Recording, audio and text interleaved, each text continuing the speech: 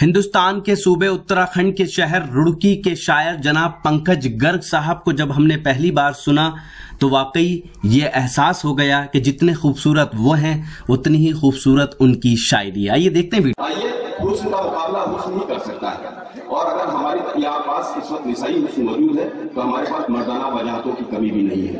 میں ویسے شاعر کو اس وقت بلانا چاہتا ہوں جس میں جو یہ ثبوت دے گا آپ کو کہ اردو محبتوں کی زبان ہے اور ہر اس شخص کی زبان ہے جس کے سینے میں محبتوں بھرا دل ہے۔ کسی بھی عصبیت سے دور یہ زبان جس نے ہماری تاریخ کے اعتبار سے بھی اور ہمارے موجودہ عہد میں بھی یہ ثبوت فراہم کیے ہیں کہ ہر حساس ذہن اس کو اپنی زبان سمجھتا ہے۔ اسی میں بہت خوبصورت درجے کا شاعر ہے، شخصیت بھی خوبصورت، شاعری بھی خوبصورت اور ترنم بھی بے انتہا حسین۔ روڑکی سے ہمارے درمیان ہے جناب پنکج گرگ۔ میں محبتوں سے آواز دیتا ہوں بھائی پنکج گرگ کو وہ تشریف آئے اور آئیے دیکھیے عرفی علی ناز سے اگر کہیں کم دکھائی دے گی تو مجھے بتائیے گا۔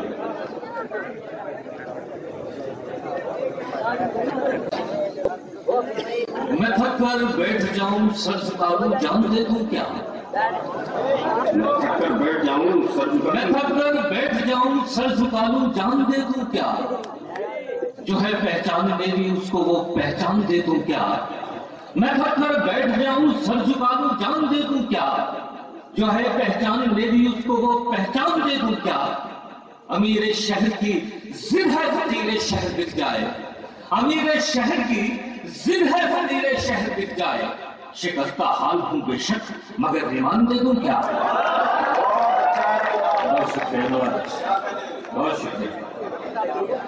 میری کوشش رہے گی کہ میں ہر عمر کے شخص کے دل کے قریب سے گزر جاؤں۔ ایک مطلب ایک شعر اور سن لیجیے گا۔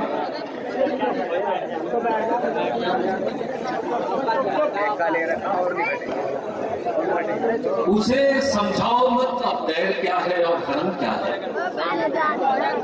اسے سمجھاؤ، میری بات سنو، اسے سمجھاؤ مت اب دیر کیا ہے اور حرم کیا ہے، ضرورت یہ ہے پوچھو بھائی اس کے دل میں غم کیا ہے۔ اسے سمجھاؤ مت اب دیر کیا ہے، مندر مسجد کو کہتے ہیں، اسے سمجھاؤ مت اب دیر کیا ہے اور حرم کیا ہے، ضرورت یہ ہے پوچھو بھائی اس کے دل میں غم کیا ہے۔ نظر کی قید سے اپنی کبھی باہر بھی تو دیکھو، نظر کی قید سے اپنی کبھی باہر بھی تو دیکھو، ذرا پیسہ ہی کم ہے ورنہ اس میں تم سے کم کیا ہے۔ نظر کی قید سے اپنی کبھی باہر بھی تو دیکھو، ذرا پیسہ ہی کم ہے ورنہ اس میں تم سے کم کیا ہے۔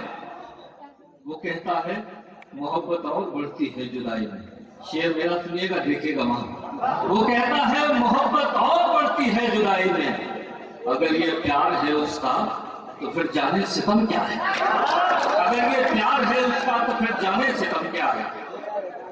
ایک مطلب دو تین شعر اور سن لیجیے گا، اس کے بعد یہ غزل چھوٹی سی ترنم سے سناؤں گا، بہت زیادہ وقت آپ کا ضائع نہیں کروں گا۔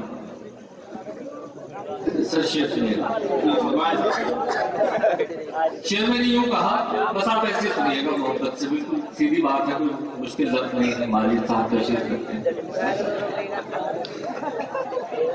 شعر یوں کہا میں نے کہ صلح کے نام پر خاموشی ہے، صلح کے نام پر خاموشی ہے، صلح کے نام پر خاموشی ہے، بات کہتے ہو یہ ذرا سی ہے، صلح کے نام پر خاموشی ہے، بات کہتے ہو یہ ذرا سی ہے، یہ نکلنے لگی چراغوں کو ہم سمجھتے رہے ہوا سی ہے، یہ نکلنے لگی چراغوں کو،